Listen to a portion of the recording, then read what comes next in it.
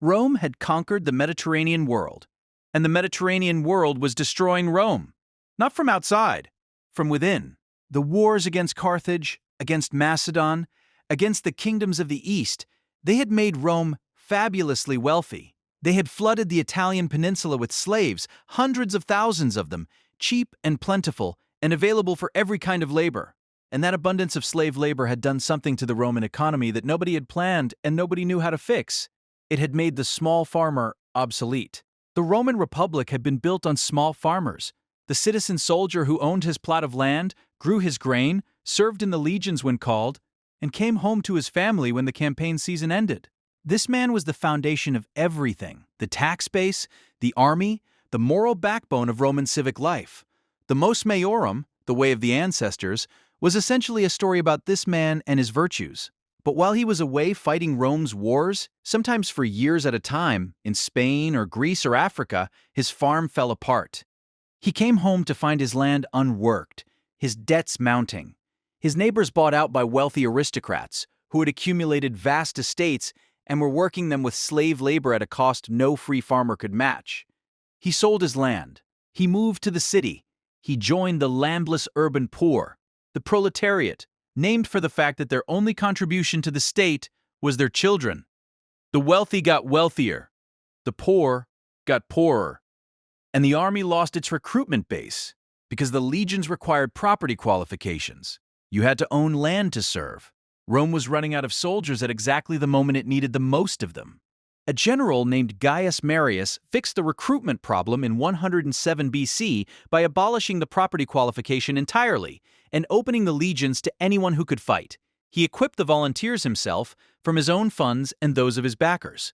He reformed the army's organization and logistics. He turned the legion into an even more professional, even more effective fighting force than it had been before. He also accidentally destroyed the Republic, because the soldiers who now served under Marius, landless men with nothing to go back to, owed their equipment, their pay, and their future land grants entirely to their general. Not to Rome, not to the Senate, to the man who had recruited them, led them, and would advocate for them when the campaign was over. The loyalty of the Roman army shifted, slowly and irreversibly, from the state to the individual commander. And individual commanders noticed. The decades that followed were some of the most violent in Roman history. Marius himself served an unprecedented 7 consulships, bending and breaking constitutional norms each time. His rivalry with a patrician general named Lucius Cornelius Sulla turned into open civil war, the first time in Roman history that a Roman army marched on Rome itself. Sulla did it twice. The second time, in 83 BC, he took the city, had his enemies killed by the hundreds in a process called proscription, posting lists of names, offering rewards for heads, and made himself dictator. He reformed the constitution, strengthened the Senate, tried to restore the old order, and then, uniquely, strangely in a way that Romans found almost incomprehensible, resigned. Walked away from absolute power, retired to his country estate, and wrote his memoirs and died 2 years later. Nobody would make that choice again. Out of the chaos of the Sullan years emerged 3 men who would define the last generation of the Republic. They were not friends, they were not equals. They were competitors who needed each other temporarily and were always waiting for the moment when they wouldn't. Marcus Licinius Crassus was the richest man in Rome, possibly the richest man in the ancient world. He had made his fortune during Sulla's proscriptions, buying up the property of the condemned at fire sale prices. He owned silver mines, real estate across Italy, and a private fire brigade that would arrive at burning buildings in Rome and negotiate a purchase price with the panicking owner before putting the fire out. He was not a great general, not a great politician, but he understood that in Rome money was power, and he had more of it than anyone. Gnaeus Pompeius Magnus, Pompey the Great, was the golden boy of the Roman military establishment. Brilliant, handsome, preternaturally successful, he had cleared the Mediterranean of pirates in an astonishing 3-month campaign. He had reorganized the entire eastern Mediterranean after defeating Mithridates of Pontus, Rome's most persistent eastern enemy. He came back from the east in 62 BC, trailing glory and client kingdoms and the adulation of half the Roman world. He expected the Senate to ratify his eastern settlements and grant land to his veterans as a matter of course. The Senate, jealous and suspicious of his power, refused.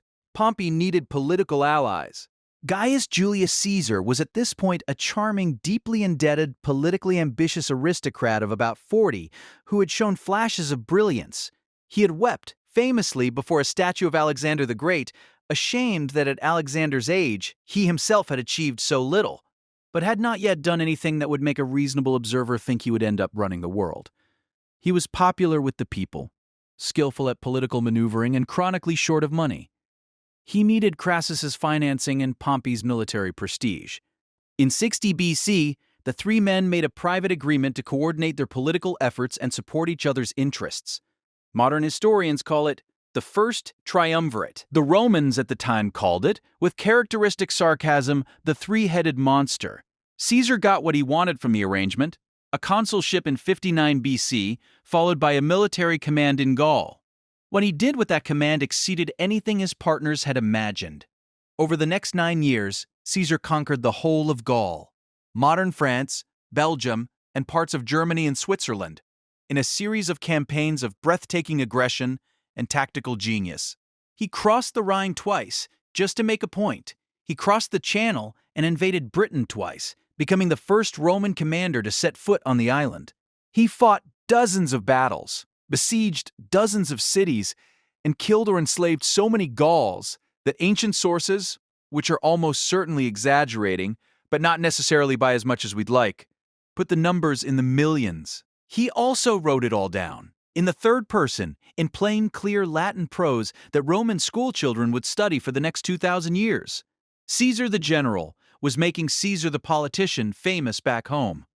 The Triumvirate, meanwhile, was falling apart. Crassus, hungry for military glory to match his partners, led an army east against the Parthian Empire in 53 BC and was destroyed at the Battle of Carrhae, one of the worst defeats in Roman history. Crassus himself killed, his standards captured, his army annihilated in the Mesopotamian desert. With Crassus gone, there was nothing holding Caesar and Pompey together except the increasingly frayed memory of mutual interest. Pompey drifted toward the Senate. The Senate feared Caesar's growing power and popularity. An army, Caesar's command in Gaul, was coming to an end, and Roman law said he had to give up his army before crossing back into Italy. Specifically, before crossing the small river that marked the boundary between his province and the Italian peninsula. The river was called the Rubicon. The Senate demanded Caesar disband his army. Caesar proposed that both he and Pompey disband simultaneously. The Senate refused. They set a date. They passed a final decree authorizing the consuls to take whatever measures were necessary to defend the state, the Roman equivalent of a declaration of emergency. Caesar was at Ravenna with a single legion. He called his officers together and spoke to them. The ancient sources disagree on exactly what he said. They agree on what he did. On the night of January 10, 49 BC, Gaius Julius Caesar led his legion across the Rubicon into Italy. He had committed treason. He knew it. He reportedly quoted a line from a Greek playwright as he crossed. The die is cast. And then he moved south at a speed that left his enemies stunned. Town after town opened its gates without a fight. Pompey's forces melted away or defected. Pompey himself, unable to hold Italy with the forces available, made the decision to retreat to Greece and regroup. Caesar reached Rome in 60 days. He hadn't fought a single battle. The city fell to momentum and reputation alone. What followed was a civil war that spread across the entire Mediterranean world. Caesar pursued Pompey to Greece. They met at Pharsalus in 48 BC. Caesar outnumbered, Pompey commanding the largest Roman army ever assembled for a single battle. Caesar won. He always won. Pompey fled to Egypt. He arrived off the Egyptian coast and was rowed to a small boat to meet the officials who had come to receive him. On the boat, a Roman officer named Septimius, who had once served under him, drew a sword and stabbed him. Pompey's body was dumped on the beach. His head was cut off and preserved to be presented to Caesar as a gift. Caesar arrived in Egypt 3 days later. When they brought him Pompey's head, he turned away and wept. Whether the tears were genuine is a question historians have been arguing about ever since. He stayed in Egypt longer than the military situation required, partly to stabilize the country, which was in the middle of its own civil war between the young pharaoh Ptolemy XIII and his sister Cleopatra. Partly because Cleopatra was extraordinary, intelligent, politically brilliant, the first ruler of her dynasty in 300 years to bother learning the Egyptian language, and Caesar was not immune to extraordinary people. She had herself smuggled into the palace, rolled in a carpet, according to the most colorful version of the story, to avoid her brother's guards. Whatever the truth of that detail, she and Caesar became lovers, allies, and co-architects of a new Egyptian political settlement. She bore him a son. Caesar fought his way back west. More campaigns, more victories, Spain, Africa. He was dictator now, appointed repeatedly, and in 44 BC appointed dictator perpetuo, dictator in perpetuity, for life. The word rex was still too toxic to use, but dictator perpetuo meant the same thing.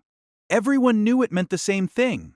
And in the Senate, a group of men who called themselves the Liberators began to meet in private and sharpen their knives.